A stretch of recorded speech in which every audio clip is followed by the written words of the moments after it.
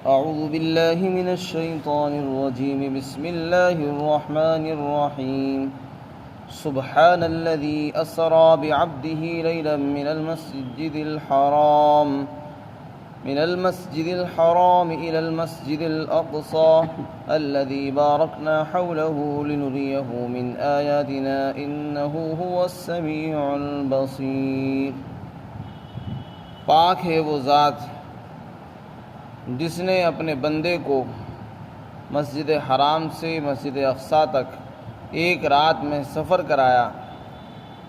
وہ مسجد اقصیٰ جس کے ارد گرد ہم نے برکت رکھی ہے تاکہ ہم اس کو اپنی آیات عجائبات قدرت دکھائیں. یقیناً وہی اللہ سننے والا ہے اور وہی دیکھنے والا ہے. اس سورت کا نام سورہ بنی اسرائیل ہے اور سورہ اسراء بھی کہلاتی ہے. اس آیت شریفہ میں اللہ رب العزت نے واقعہ اسراء اور معراج کا تذکرہ فرمایا ہے اور یہ فرمایا اللہ وہ ہے اور پاک ہے وہ ذات جو اپنے بندے کو لے گئی، چلایا، سیر کرائی اپنے بندے کو مسجد حرام سے مسجد اقصیٰ تک.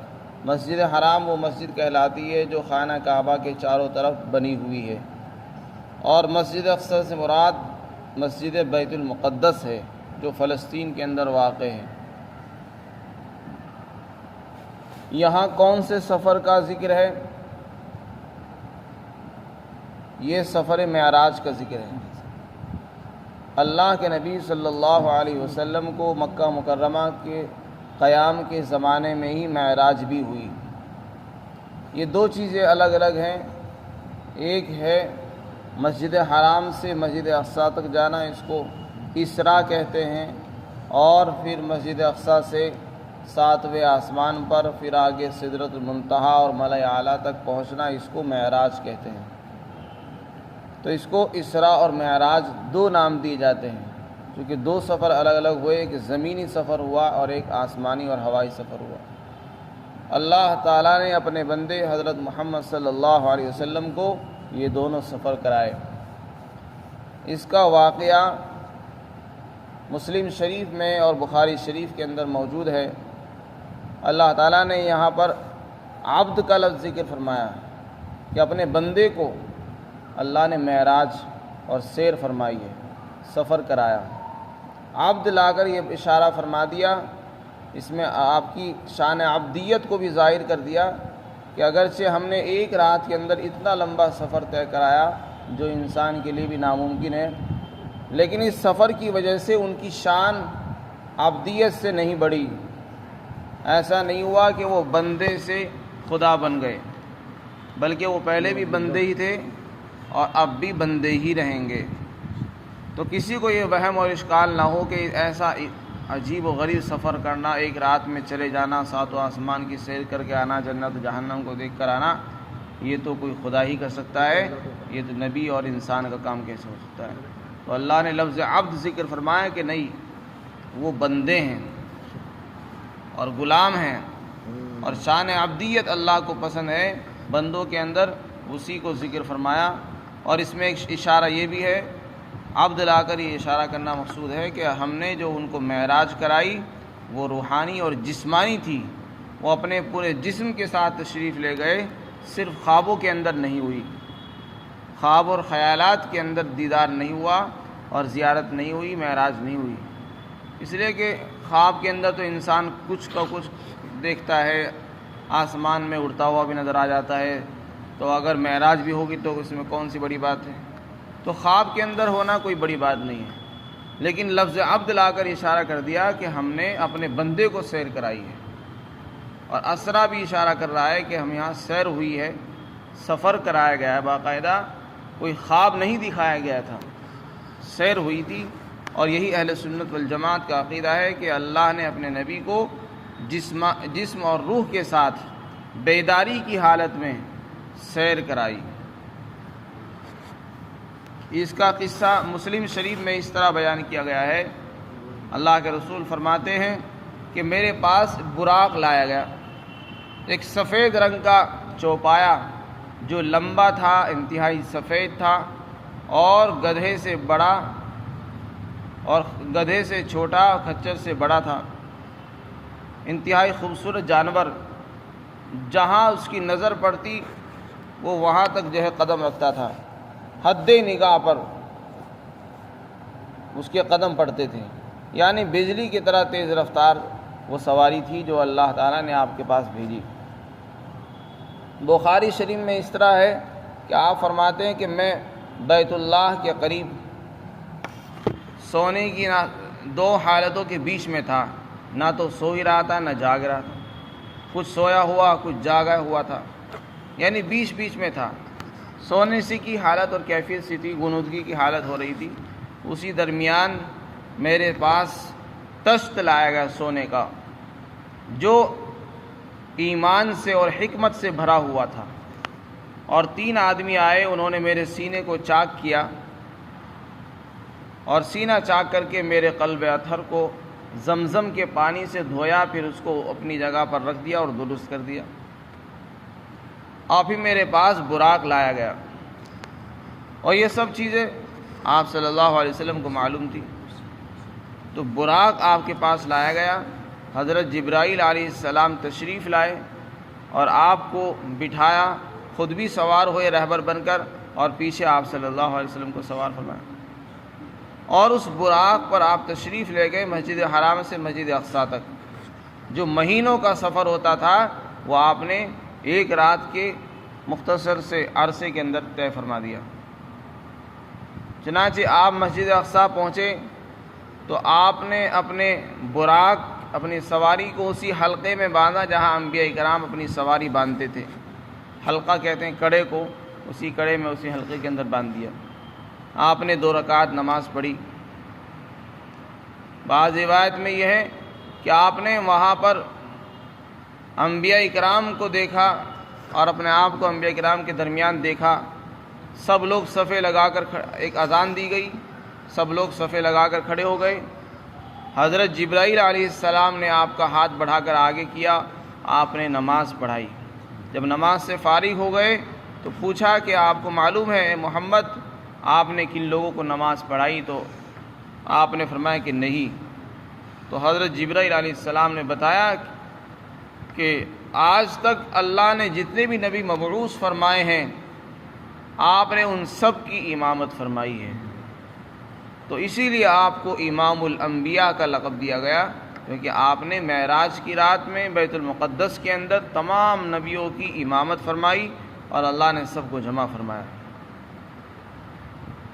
تو یہ سفر جو ہوا براق کے ذریعے سے ہوا۔ پھر آپ کے لیے زینہ لایا گیا،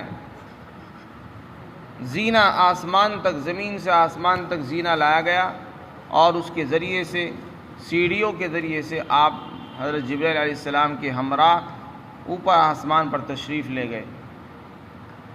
حضرت جبرائیل علیہ السلام ساتھ میں ہوتے تھے۔ بخاری اور مسلم کی روایتوں کے اندر کچھ الفاظ کا فرق ہے۔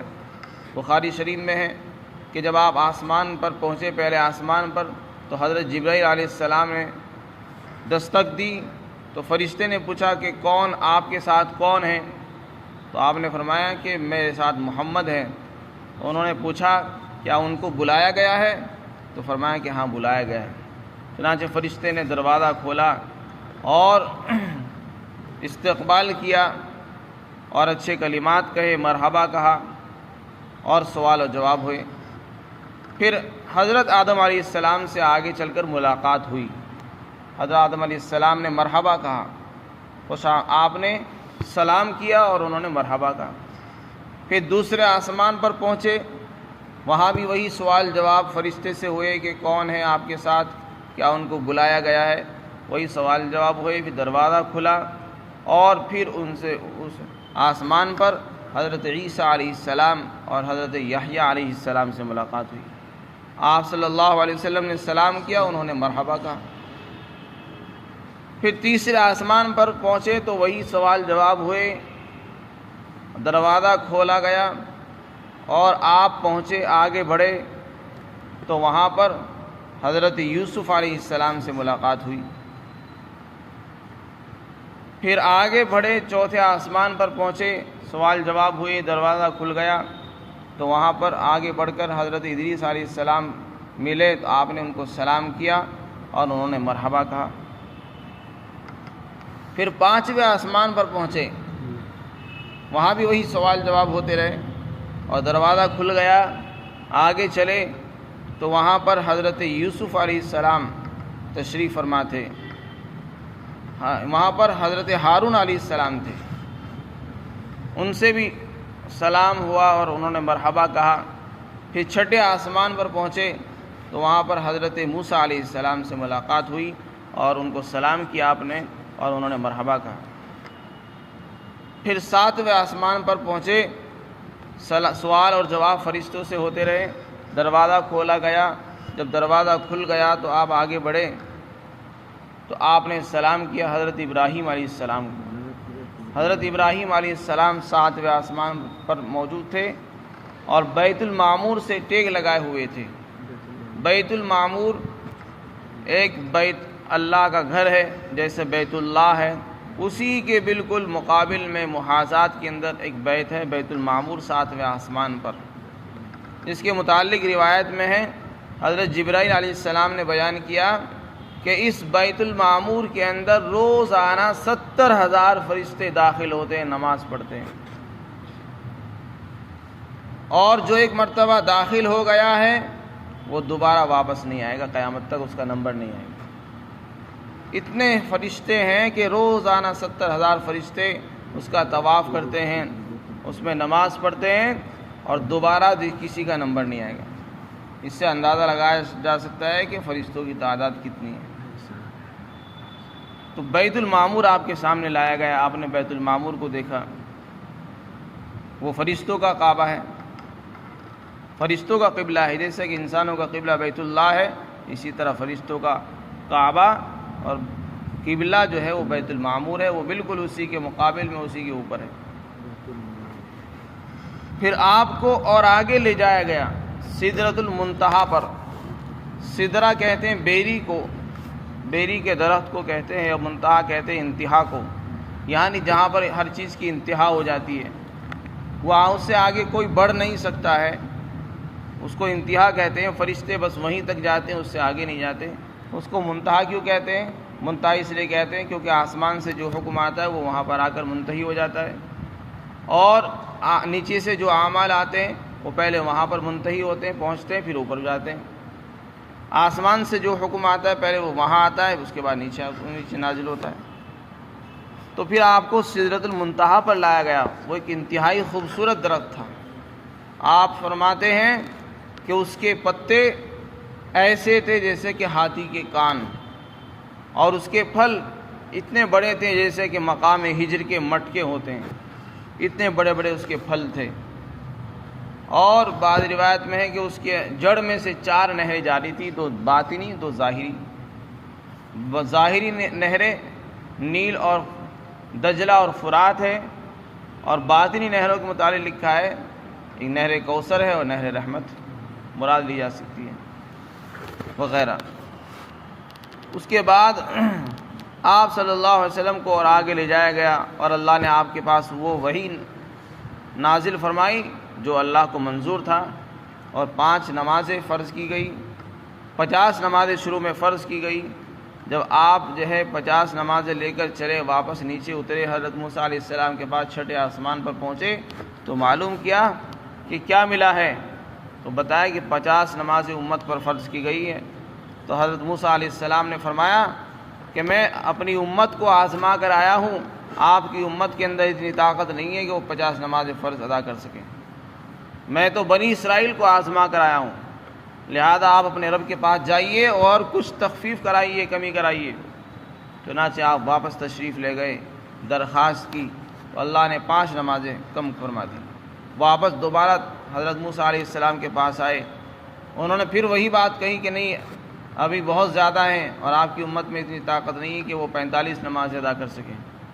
دوبارہ پھر وہیں گئے اور اللہ سے درخواست کی، اللہ نے پھر 5 نمازیں کم کرا دی۔ اسی طرح آتے رہے جاتے رہے، بار بار حضرت موسیٰ علیہ السلام درخواست کرتے رہے کہ آپ اور کم کرائیے اور کم کرائیے، یہاں تک کہ اللہ نے 5 نمازیں مقرر فرما دی، اور یہ اعلان کر دیا کہ 5 نمازیں ہم نے فرض کی ہیں لیکن ثواب 50 کا ہی ملے گا، کیونکہ اللہ کے یہاں قاعدہ ہے ہر عمل پر، نیک عمل پر 10 نیکیاں ملتی ہیں، تو ہر ایک نماز پر 10 نمازوں کا ثواب، 5 نمازوں پر 50 نمازوں کا ثواب ملے گا۔ تو جو آدمی ایک نیک عمل کرتا ہے اس کو 10 نیکیاں ملتی ہیں۔ اگر کوئی نیک عمل کا ارادہ کر لے، چاہے عمل نہ کرے، اس کو ایک نیکی لکھ دی جاتی ہے ارادہ کرنے پر، اور اگر عمل بھی کر لے تو ایک نیک عمل پر 10 نیکیاں ملتی ہیں۔ اور اگر کوئی آدمی ایک گناہ کا ارادہ کرے اور عمل نہ کرے تو اسے کچھ گناہ نہیں ملتا، اور اگر گناہ بھی کی نیت کرے، ارادہ کرے، پھر اس پر عمل بھی کر لے تو پھر اس کو ایک گناہ کا، اس گناہ کا جو وبال ہوتا ہے اسی کا وبال ملتا ہے، زیادہ نہیں ملتا۔ یہ اللہ تعالیٰ کا رحم و کرم ہے کہ ایک نیک عمل پر 10 نیکیاں دیتے ہیں اور ایک گناہ پر ایک ہی سزا ملتی ہے۔ تو یہ اللہ نے وہاں سے طے فرما دیا۔ حضرت موسیٰ علیہ السلام نے پھر درخواست کی، نہیں اور کم کرائیے۔ آپ نے معذرت فرما دی کہ مجھے شرم آتی کہ بار بار جاتے ہوئے اللہ سے درخواست کرتا رہوں، مجھے شرم آتی۔ چنانچہ 5 نمازیں فرض کر دی گئی، اور یہ آسمانی تحفہ اللہ نے آپ کو عطا فرمایا۔ جتنے بھی احکام تھے سب اللہ نے زمین پر نازل فرمائے، صرف نماز ایک ایسا عمل ہے جو اللہ نے آسمانوں پر بلا کر اپنے حبیب کو عطا فرمایا۔ تو یہ انسان کی، مومن کی معراج ہے۔ انسان نماز کے ذریعے سے اللہ کا قرب حاصل کرتا ہے۔ تو اس روایت میں اس طرح ہے، اور دوسری بخاری شریف کی جو روایت ہے اس میں اور بھی کچھ زیادتیاں ہیں۔ جب آپ معراج کی رات میں تشریف لے گئے تو صرف نماز ہی نہیں ملی آپ کو، سورہ بقرہ کی آخری آیات وہ بھی آپ کو ملی ہیں، اور اس کے علاوہ آپ نے بہت سی چیزوں کی سیر کی، وہاں پر بہت سی چیزیں آپ کو دکھائی گئی۔ چنانچہ آپ نے جنت کو دیکھا، جہنم کو دیکھا، یہاں تک کہ آپ ایسے لوگوں سے پاس سے گزرے جن کے ہونٹ کینچیوں سے قطرے جا رہے تھے۔ آپ نے پوچھا، اے جبرائیل یہ کون لوگ ہیں؟ جبرائیل علیہ السلام نے فرمایا یہ آپ کی امت کے مقرر اور خطیب ہیں، کہ جو لوگوں کو نیکیوں کا، بھلائیوں کا حکم کرتے تھے اور خود اپنے آپ کو بھول جاتے تھے۔ دوسروں کو بھلائیوں کا حکم کرنا اور خود بھول جانا، یہ وہ لوگ ہیں، یہ ان کو ان کی سزا مل رہی ہے۔ کچھ لوگ ایسے ملے آپ کو معراج کی رات میں، آپ کا ایسے لوگوں کے پاس سے گزر ہوا، آپ کو دکھائے گئے وہ کہ جو اپنے سینوں کو اپنے ناخنوں سے کھرچ رہے تھے، نوچ رہے تھے، اور ان کے ناخن تانبے کے تھے۔ آپ نے پوچھا کہ یہ کون لوگ ہیں؟ جبرائیل علیہ السلام نے فرمایا یہ وہ لوگ ہیں جو اپنے بھائیوں کا گوشت کھاتے، یعنی غیبت کیا کرتے تھے، تو آج وہ اپنے سینوں کو، اپنے چہروں کو اپنے ناخنوں سے نوچ رہے ہیں۔ اسی طریقے سے سود کھانے والوں کے پاس سے آپ کا گزر ہوا، جن کے پیٹ اتنے بڑے تھے جیسے کہ انسانوں کے گھر ہوتے ہیں۔ تو آپ نے معلوم کہ یہ کون لوگ ہیں اتنے بڑے بڑے پیٹ والے؟ تو فرمایا یہ وہ لوگ ہیں جو سود کھاتے تھے، اور ان کے پیٹ سے اندر سانپ بھرے ہوئے ہوں گے جو ان کے پیٹ سے باہر سے نظر آ رہے تھے۔ اسی طریقے سے بہت سے لوگوں کے پاس سے، بہت سے قوموں کے پاس سے آپ کا گزر ہوا، آپ ان سے پوچھتے تھے اور جبرائیل علیہ السلام آپ کو جواب دیا کرتے تھے کہ یہ وہ لوگ تھے، یہ فلاں گناہ میں مبتلا ہوتے تھے، آج ان کو اس کی سزا مل رہی ہے۔ آپ فرماتے ہیں کہ میں جنت میں چل رہا تھا کہ میرا گزر ایک نہر کے پاس سے ہوا جس کے دونوں طرف موتیوں کے قبے تھے۔ میں نے معلوم کہ یہ کیا چیز ہے؟ جبرائیل علیہ السلام نے فرمایا یہ نہر کوثر ہے جو اللہ نے آپ کو عطا فرمائی۔ تو آپ کو نہر کوثر عطا دکھائی گئی ہے، جس کا پانی پینے کے بعد کسی کو دوبارہ سے پیاس نہیں لگے گی۔ تو اللہ تعالیٰ نے بہت سے عجائبات قدرت اور آیات قدرت کا آپ کو دیدار کرایا۔ اس کے بعد آپ جو ہے زمین پر تشریف لائے، 7 آسمان کی سیر کرائی، اور سدرۃ المنتہا پر بھی پہنچے، اور اللہ کی طرف سے وحی بھی نازل ہوئی، اور اللہ کی طرف سے پیغام بھی ملا، نمازوں کو تحفہ وغیرہ ملا، اور آپ تشریف بھی لے آئے۔ راستے میں آپ کی ملاقات ایک قریش کے قافلے سے ہوئی جو ملک شام جا رہا تھا، یہ ملک شام آ رہا تھا۔ آتے جاتے ہوئے اس سے ملاقات ہوئی، ان کا کوئی اونٹ گم ہو گیا تھا، بدک گیا تھا، آپ نے ان کو بتایا کہ تمہارا اونٹ فلاں جگہ پر ہے۔ جب آپ مکہ میں پہنچے تو قریش کے لوگوں کو جب آپ نے صبح کو بتایا کہ آج مجھے معراج کرائی گئی اور آج میں آسمانوں کی سیر کر کے آیا ہوں اور مجھے یہ ملا ہے وہ ملا ہے، تو قریش کے لوگوں نے آپ کو جھٹلایا، انکار کر دیا، تعجب سے کہنے لگے کہ ایسے کیسے ہو سکتا ہے، ایک رات میں اتنا لمبا سفر، ہمیں مہینوں لگ جاتے ہیں بیت المقدس جاتے ہوئے، آپ کہہ رہے ہیں ایک رات میں ہم بیت المقدس بھی چلے گئے، ساتوں آسمان بھی چلے گئے اور وہاں بھی چلے گئے، جنت بھی دیکھ کر آئے، ایسے کیسے ہو جائے گا؟ تو انہوں نے اس کو بہت عقل سے پرے کی چیز سمجھا۔ حضرت ابوبکر صدیق کے پاس آئے اور کہنے لگے کہ تمہارے ساتھی اس طرح کی باتیں کہہ رہے ہیں۔ حضرت ابوبکر صدیق نے فرمایا کیا انہوں نے یہ بات کہی ہے؟ کہا کہ ہاں۔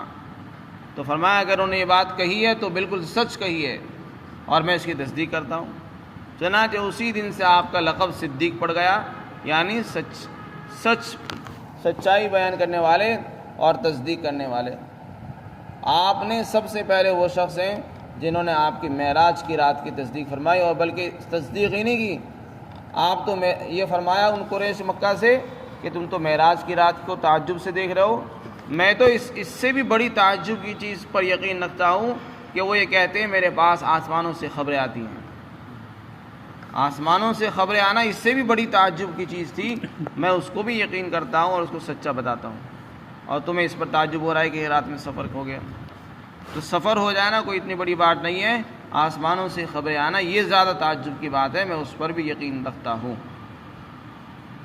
اس کے بعد مکہ کے قریشیوں نے الٹے سیدھے اعتراضات کی، اچھا یہ بتاؤ اگر آپ بیت المقدس گئے تو یہ بتاؤ وہاں کتنے دروازے تھے، کتنے ستون اور پلر تھے اس میں، اور فلاں چیز کیسی تھی، فلاں کیسا تھا، سارا نقشہ بیان کرو۔ آپ صلی اللہ علیہ وسلم فرماتے ہیں مجھے اس سے بہت زیادہ بے چینی ہوئی، کیونکہ میں تو اس کام کے لیے وہاں گیا نہیں تھا کہ وہاں ہر چیز کو دیکھ کر آتا ہے، کتنے ستون ہیں، کتنے پلر ہیں، کتنے دروازے ہیں، وہاں تو نماز پڑھی اور ایک مقصد کے لیے گئے، اوپر تشریف لے گئے۔ لیکن اللہ تعالیٰ نے بیت المقدس کو آپ کے سامنے اس طرح سامنے کر دیا، بیچ کے سارے پردے ہٹا دیے اور بیت المقدس آپ کے سامنے ہو گیا۔ جس وقت آپ سے وہ لوگ سوال کر رہے تھے تو آپ حتیم کے اندر موجود تھے، بیت المقدس کے، بیت اللہ کے پاس۔ تو اللہ نے بیت المقدس کو بالکل آپ کے سامنے واضح کر دیا، دکھا دیا، چنانچہ آپ اس کو دیکھتے تھے اور ہر چیز کا جواب ان کو دے دیا کرتے تھے۔ چنانچہ انہوں نے بعد میں ان کی تصدیق فرمائی۔ اور صرف اتنا ہی نہیں، آپ نے بتایا کہ میرا گزر تمہارے قافلے پر ہوا، قریش کا فلاں قبیلے کا قافلہ تھا اور فلاں راستے میں ہمیں ملا، ان کا ایک اونٹ گم ہو گیا تھا، ہم نے ان کو بتایا، اور واپسی کے اندر ان کا ایک مٹکا تھا، پانی بھرا ہوا تھا، اس میں ہم نے ڈھکن ہٹایا اور میں نے پانی پیا اس میں سے۔ عربوں کے اندر دستور تھا کہ پانی جیسی چیزوں کو منع نہیں کرتے تھے، کہ اگر کوئی بلا اجازت بھی پانی پی لیا کرتا تو کوئی منع نہیں کرتے، تو آپ نے پانی پیا۔ تو آپ نے ان کو یہ بھی بتایا کہ دیکھو وہ قبیلہ، وہ قافلہ ابھی کچھ ہی دیر کے اندر حد تنعیم کے مقام سے ظاہر اور نمودار ہونے والا ہے، اور ان کے آگے وہ ایک اونٹ ہے سفید جس کے اوپر 2 بورے لدے ہوئے ہیں۔ چنانچہ لوگ دوڑے گئے، دیکھا کہ وہی قافلہ نظر آ رہا اور اس کے آگے سفید اونٹ ہے اور اس کے اوپر 2 بورے ہیں۔ تو یہ ساری عجائب قدرت اللہ تعالیٰ نے آپ کو اس رات کے اندر عطا فرمائے۔ اس آیت شریفہ میں اسراء کا ہی صرف اس کا بیان ہے، مسجد حرام سے مسجد اقصی تک جانے کا۔ آسمانوں پر گئے اس کا ذکر کہاں ہے؟ اس کا ذکر دوسری آیات میں ہے اور حدیث شریف کے اندر موجود ہے، اس کو معراج کہتے ہیں، اوپر جانے کو۔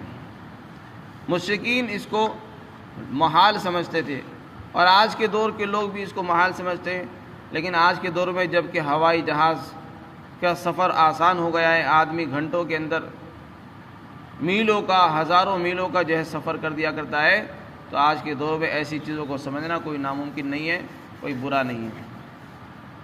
تو اللہ تعالیٰ فرماتے سبحان الذی اسریٰ، پاک ہے وہ ذات جس نے اپنے بندے کو سفر کرائے ایک رات کے اندر مسجد حرام سے مسجد اقصی کی طرف، جس کے ارد گرد ہم نے برکت عطا فرمائی ہے۔ یہاں پر برکت کا ذکر فرمایا، مسجد اقصی جو فلسطین کے اندر موجود ہے، جس کو بیت المقدس کہتے ہیں، اس کے ارد گرد اللہ نے برکت رکھی ہے۔ برکت جو ہے وہ دونوں طرح کی ہے، دینی بھی اور دنیاوی بھی۔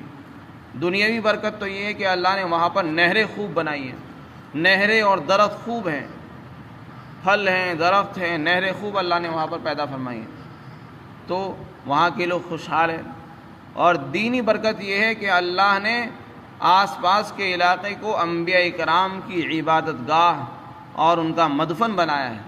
انبیاء کرام بہت سے وہاں پر پیدا ہوئے اور انہوں نے وہاں پر عبادت کی، اور بہت سے انبیاء کرام کی وہاں پر قبریں ہیں، سینکڑوں انبیاء کرام ہیں جو وہاں پر دفن ہیں، وہ انبیاء کرام کے آرام گاہ ہے اور ان کے آرام کی جگہ ہے۔